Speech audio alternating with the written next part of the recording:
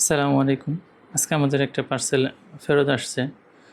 আমাদের সম্মানিত গ্রাহক তিনি সাইজ না বুঝে অর্ডার করেছেন, আমাকে জিজ্ঞাসাও করেন নাই। জাস্ট বড় সাইজটা তিনি অর্ডার করেছেন। যে আগের একটা আমি অর্ডার করছিলাম অন্য জায়গা থেকে, ওইটা এখন আমার লাগেজে হচ্ছে না, সেজন্য বড় সাইজ নিছেন।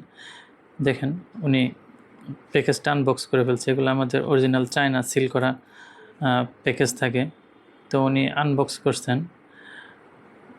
কুরিয়ার চার্জ যা আসছে, উনি কুরিয়ার চার্জটাও তার অর্ধেক দিয়েছেন। আর যে প্যাকেজটা উনি খুলেছেন ওটার প্রাইজও তিনি দেন নাই। তো সকলকে অনুরোধ থাকবে, আপনারা বুঝে শুনে সাইজ দেখে অর্ডার করুন, যাতে পরবর্তীতে আর কোনো বিড়ম্বনার সৃষ্টি না হয়। তিনি আবারও পার্সেল নেওয়ার জন্য রিকোয়েস্ট করেছেন। আমি তাকে আর পার্সেল পাঠাইনি, কারণ উনি আমাকে ক্ষতিগ্রস্ত করেছেন, কিন্তু কোনো এটার প্রাইস বা এটার মূল্য পরিশোধ করে নেই। তো এই পার্সেলটা তো কেউ নেবে না।